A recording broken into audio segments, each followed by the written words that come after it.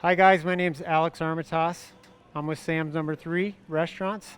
We're a 3-generation restaurant out of Colorado. My name is Erik Peterson. We're coming to you from the legendary Bush Brewery in Glendale, Colorado. I got two of my favorites, prime rib and beer. Hi, I'm Kevin Morrison. I'm with Tacos, Tequila, Whiskey, and Fish and Beer. We have 3 locations for TTW. We have the Highlands, Govs Park, and our original one at Colfax in York. Today we happen to be at Fish and Beer, 3510 Larimer Street in Rhino neighborhood. My name is Jared Leonard. I'm the founder and CEO of SSC Hospitality. We own AJ's Pit Barbecue right here, the Budlong Hot Chicken, 81 South Penn, and Grabowski's Pizzeria at 3350 Brighton Boulevard, and Campfire Evergreen up in Evergreen, Colorado.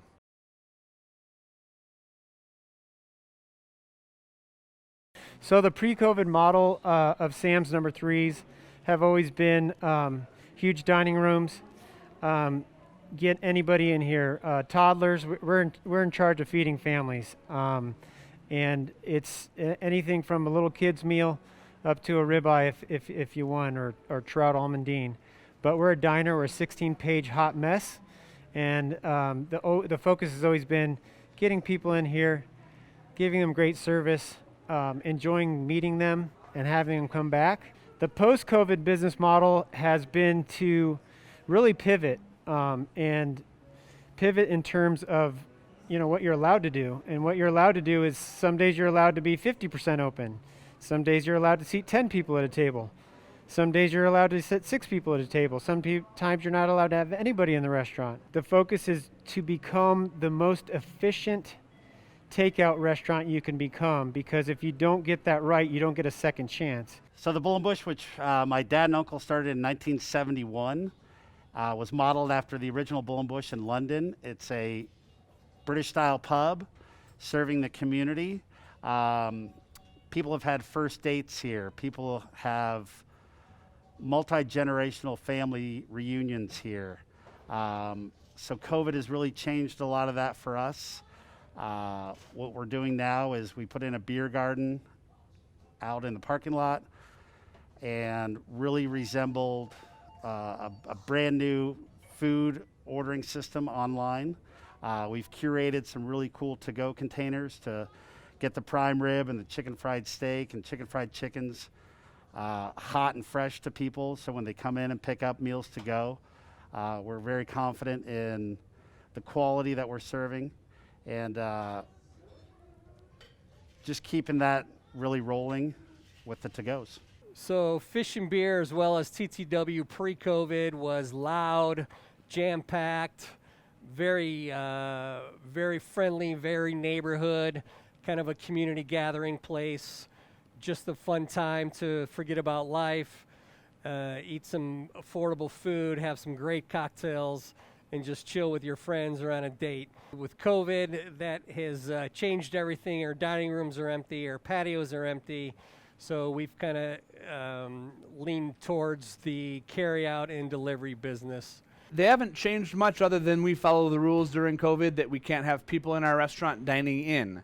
One thing we've done, though, is we have optimized our delivery and to-go systems to really create a great experience for the food taken out of the restaurant, just as we want you to have a great experience in our restaurant. So model hasn't changed. We definitely have fine-tuned our ability to execute the to-go model, though, as that's the only option for what we're doing.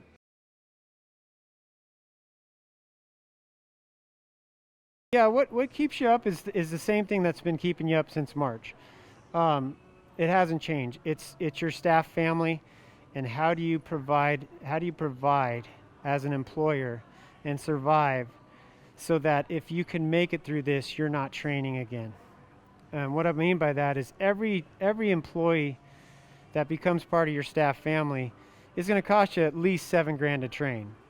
So 10 people, it's pretty easy math. That's $70,000, right? So the whole staff family at Sam's Number 3 between the 3 stores is 160 plus full-time equivalents. So that's a nightmare, thinking that that's a multiplier of $7,000.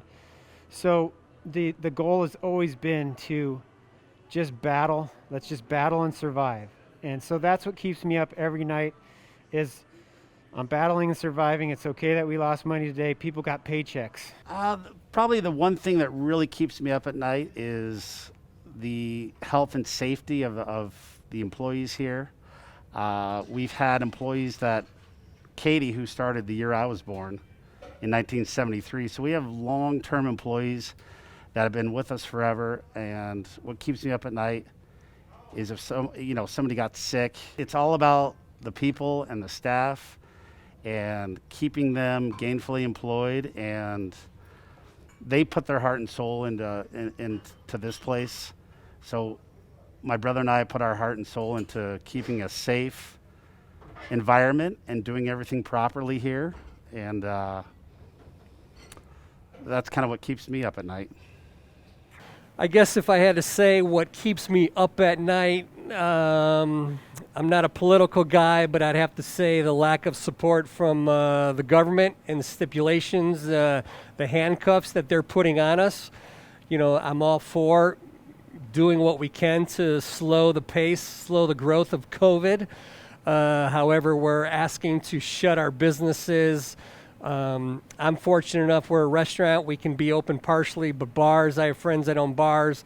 They're not even allowed to open, and then the government's not helping them out in a timely manner. That would keep me up all night. It does keep me up all night. What keeps me up at night?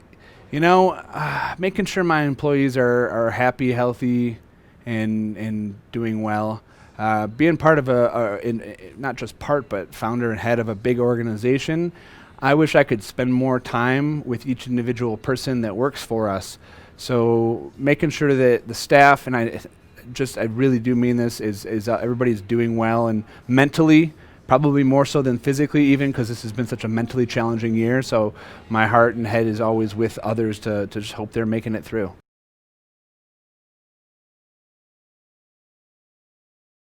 What keeps me up at night, what keeps me going is the same answer.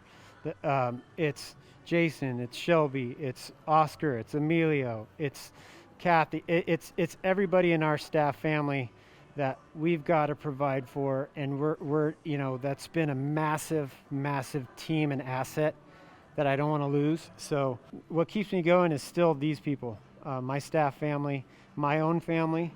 You got to battle. You can't give up. The thing that keeps us going is just keeping the tradition of the Bull and Bush alive.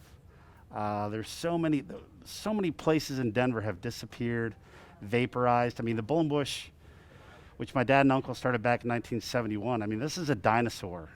Two brothers couldn't come along, find some land, build a freestanding building, and put in a brewery and do what we do. Keeping that going for all of us in 2020 and further down the line for my brother's daughter, Piper. That's kind of what keeps it all going. I think the thing that really keeps me going and my crew going is our passion for the hospitality industry and our passion to cook. I've gotten involved more in the kitchen lately. It's kind of my zen, kind of my comfort place where I go just to have fun. It's my playground, is I just go in the kitchen and cook. That's what keeps me going, knowing we're going to come out of this. We might be smaller in size, we might have less employees, less restaurants, but knowing one day we'll come back out of it and we'll be crowded again. So what keeps me going? People keep me going, whether it's my kids or feather restaurateurs. People are highly interesting and inspiring to me. I try to inspire other people, but I really look to others for inspiration. And, human beings, just a culture of people really fascinates me. So I think this year, something that has inspired me and kept me going is people's ability to pivot, come up with new ideas, creativity. Even through some of the closures I've seen, there have been very, very creative births of new things from closures. Sometimes something burns down before the rebirth of the phoenix. So the people keep me going and keep me inspired. We prepared a few things that are kind of our mainstays, and then we have our Colorado Buffalo Burrito. It's ground buffalo, bacon, jalapenos, breakfast potatoes, eggs, our famous kickin' pork green chili, jack cheese, cheddar cheese, avocado, salsa, sour cream, and guacamole if you want it. So our first dish here that we're featuring is our Colorado raised prime rib. We serve it on Tuesdays, Thursdays, and Saturdays. You can get a queen's cut or a larger king's cut. We serve it with Colorado style mashed potatoes and green chili, a little Colorado gravy, some creamy horseradish, some house-made au jus, and I prefer to pair it up with our Big Ben brown ale. Real malty English style brown ale, kind of a classic style. Goes well with pretty much anything on the menu. And our second favorite here is the chicken fried chicken. The chicken comes from Redbird Farms here in Colorado. Mashed potatoes and gravy and some garlic bread. I like to pour it up with or pair it up with our man beer. It's a classic English style IPA. So nice malty backboned IPA. And those are two of our signature dishes that good comfort food. Let me tell you about my favorite dish on the menu. This is what we call our fish and beer basket. Now, pre-COVID or when we were allowed to have guests in-house, we would serve this with a little shot of beer.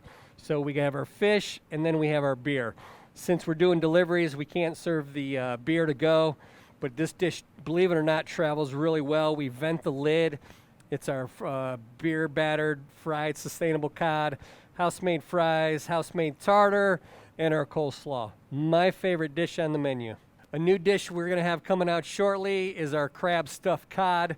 Same cod, just prepared a little bit differently. It's baked instead of fried, stuffed with jumbo lump crab meat, tossed with a little lemon, Old Bay, mayonnaise, and a little bit of Parmesan cheese, baked in white wine and lemon. Welcome to AJ's Pit Barbecue. Today we're gonna share some of our delicious smoked meats with you. First I'm gonna pull out some brisket.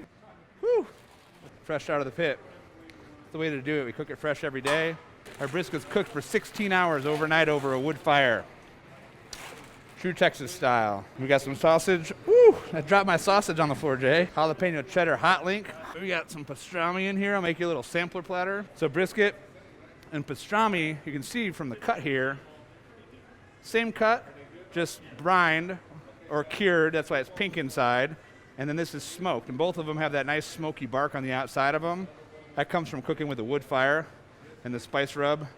The sugar in our spice rub that caramelizes, that cooks overnight. Our fire burns 24 hours a day. It's always going. We cook with Texas post oak. We do it the old-fashioned way, low and slow.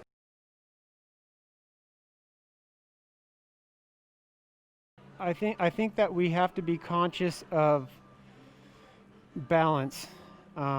There's a balance missing, from our government really truly trying to understand what we're doing. And when I say that, it's the balance of, as a consumer, balance yourself out to like, hey, you know what? Instead of Starbucks today, I'm going to go have a latte from Danny's or whatever, or Sam's number 3, whoever. But balance some of your spending out to the small guys.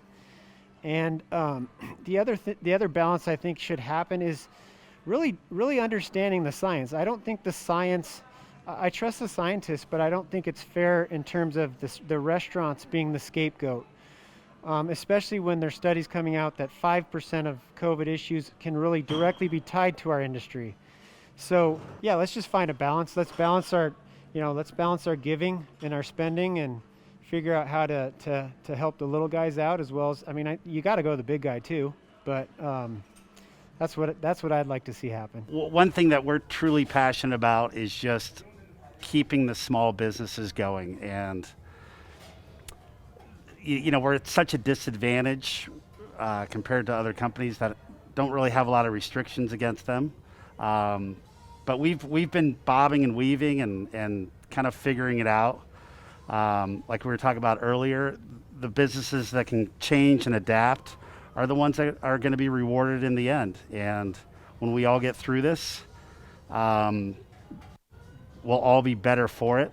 And I think there's going to be a bigger appreciation for the small guys that do something truly, truly world-class and unique, like the Bull and Bush. And I look forward to the future, and sky's the limit after this opens up. I guess the good thing that has come out of COVID is as a business, we're becoming stronger. We look at every single line now in the P&L every week versus before. If a line item was less than 1% or less than 2%, we wouldn't pay that much attention to it. But now we're paying attention to every line item. And also some of my crew has really stepped up and risen to the top, faced the challenge, and made two employees in my company, made them partners in the company. So that's been amazing, and it made me appreciate everything, all the little things, that much more. And really humbled by this experience and knowing that we are going to come out of it. We're going to come out of it as better operators, better cooks, better leaders, better partners. So to the leaders that are in charge, I always wish the best for them. I always want our local and national officials to be blessed with the intelligence and the heart to make the right choices. I never pretend to know the answers for what they're doing because their job is very difficult this year.